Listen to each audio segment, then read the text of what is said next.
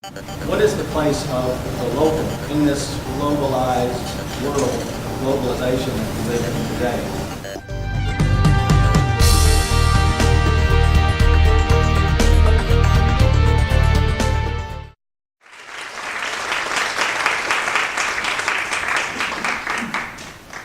I want to talk tonight about something that's, depending on which economist you talk to, is either a problem, a serious problem, or not a problem at all. And I think the easiest way for me to get into it is to just relay some, you may have seen this morning yourselves, listening to or reading, if anybody reads news anymore. I think it's, the U.S. added 165,000 new jobs in April. And actually they revised upwards the number from a couple of months before April. And the unemployment rate is now down to 7.5% in the United States, which is a slow and gradual improvement. And the only glitch in that is that before everything started back in 2007, the so-called Great Recession, the unemployment rate was at 4.5%. And it raises the question, and I know that this is on lots of people's minds, is that why is the unemployment rate so high, and why is it taking so long to get it back down to something even 5 years ago, 6 years ago, we were more familiar with? And that's what I want to sort of talk about today, if I can. And I want to start off very simply, and I want to say that the problem with jobs is that we make jobs when we build capital. And we build capital with money. And since at least 2008, the Federal Reserve has been putting incredible amounts of money in the economy, trying to facilitate that process of building capital, creating jobs. Interest rates, as you probably very well know, are as low as they've been in a long, long time period. And yet this persistent, what we would call high unemployment, very slow, very excruciating decline in the unemployment. And I want to sort of try and talk about why that might be. There are lots of different explanations out there, but I thought I'd talk about one tonight that I obviously find interesting, and it doesn't get as much play as the others. And I don't want to make it complicated. I think my biggest objection to economists is that they make things unnecessarily complicated, so I hope I carry this off tonight. And I want to start with just a sort of simple rhetorical question. I want to ask you whether, or what you find similar between a painting by Picasso, a mortgage, and a fleet of delivery trucks. It's obviously a rhetorical question. What's similar in all of these? And the thing that's similar in all of them is that they could be a potential form in which a wealth holder might choose to hold their wealth. The question is, how does someone choose whether to hold a painting by Picasso, a mortgage, or a fleet of delivery trucks? And a really simple way to describe that kind of a choice is to say that, well, what we can do is we can calculate a rate of return on all three of those. I'm a private wealth holder. I have a certain amount of wealth that I'm obviously not consuming, and I want to invest it. So I can calculate a rate of return on all those three options. Rates of return, there are complex formulas that mathematicians have come up to explain what those are, but basically they have three components to them. A rate of return includes a yield, what we call a yield. So if I invest in this, how much is it going to return me over time? It has a carrying cost. If I buy that asset, am I going to have to build a fence around it? Am I going to have to, check in with a lawyer every 3 months to make sure something's right? And also something that's called a liquidity premium. Liquidity premium is simply a factor that says how easy, if I needed to, how easy is it for me to turn this asset into money? So let's take the Picasso painting, for example. We can calculate a rate of return for that. We could simply say, I like that painting. I know there are other people that like that painting. So if I bought that today, how much could it appreciate in a year, 2 years, 10 years, whatever? There's a carrying cost of buying a Picasso painting because I might have to buy insurance on it. I might have to figure out a place to store it, to warehouse it, whatever.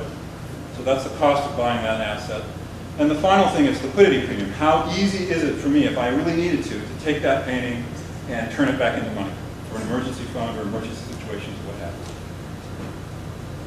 All three of these things, the painting, the mortgage, the fleet of delivery trucks, can be thought of in terms of these rates of return. Now, what a lot of people don't, I think they might know it slightly, but they don't face full on, is that that's the same decision process we go through to decide how much capital to build. Because the way we build capital is to rely on those same wealth holders to decide that the rate of return in choosing that is better than the Picasso, the mortgage, etc.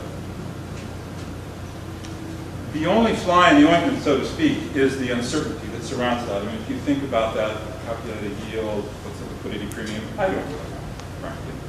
I have to make guesses, I can hire experts, I can, get a fortune teller and try and think what it might be, but I don't know for sure. There's uncertainty.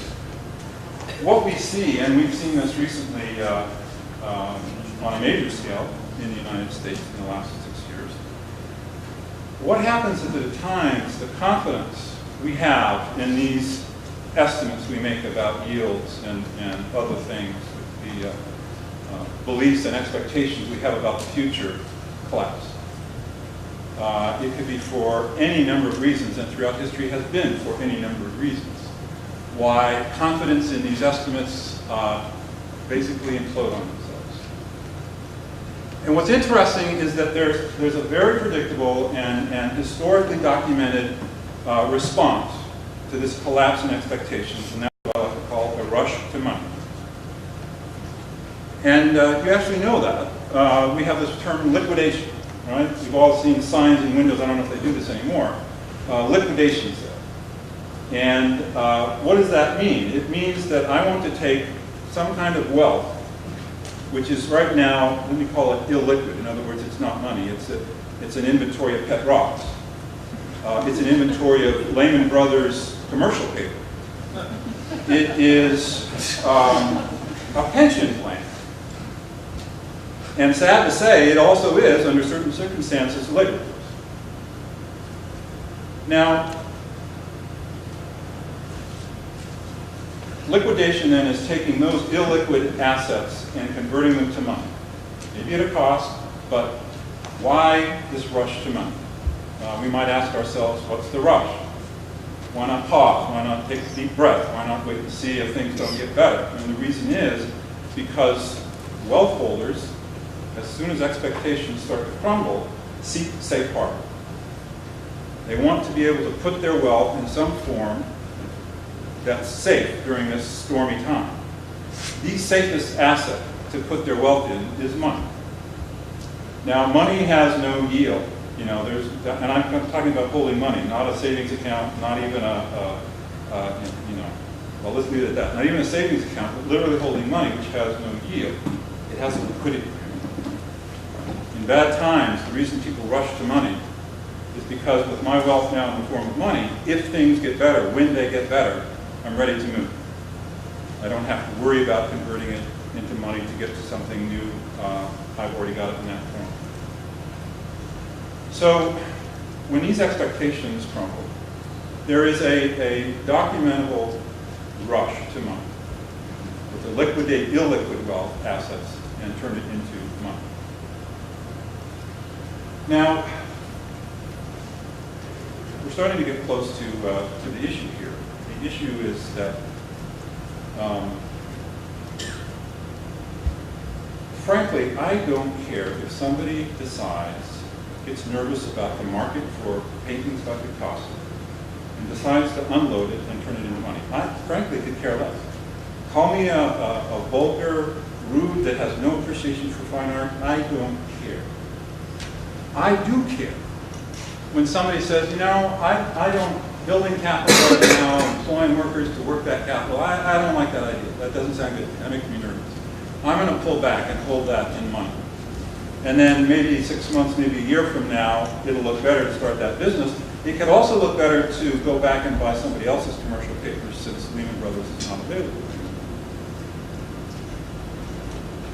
So, what does this bring us to? This brings us to the idea that the capital that we build to employ workers and make the stuff that we all want our economy to provide for us, that is chosen based on a comparison of these rates of return.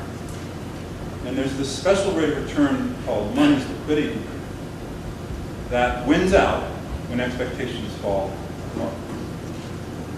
So the interesting question, of course, is what do you do about this? Is there anything you can do about it? Or is this something, that we're fated to periodically, our number comes up, and we're the one who is going to be unemployed for 6 months or a year or longer. We're the ones whose kids are going to have to go to school without new clothes, maybe have to change schools.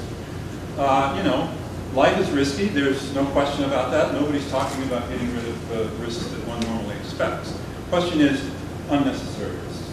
And have we collectively thought about that and decided, yes, this is a risk worth taking, or why are we taking that risk? So to lay out for you, without getting into too many of those details, the options that are sort of being presented, typically presented for this initial problem I said. What do you do about that unemployment rate that's still 3% above, 3 points above where it was 6 years ago, and coming down so excruciatingly slowly? Well, there are three options, three solutions that are talked about the most. And then I want to add a fourth one, which I find interesting and worth some discussion. So what are these first three more popular, well-known ones? The first one I call the do-nothing option. The do-nothing option is to say, look, the whole problem in the first place is that the government got too involved in the economy. We need to pull the government out of the economy, and things will right themselves. I call this the let's go back to the 19th century solution. And I'm not even sure that's appropriate, because I'm a student of economic history, and I don't actually know when that's ever been true.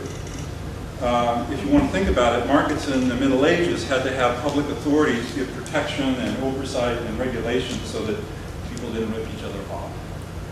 But that's a popular opinion, and Lord knows that there's lots of blame to go around in terms of why, in fact, this rush to money might be going on right now.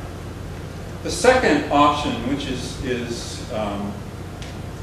often talked about, in fact, Paul Krugman, editorialist and Nobel Prize winner in economics, frequently writes about it in his blog in the New York Times, is what I call the compensation option.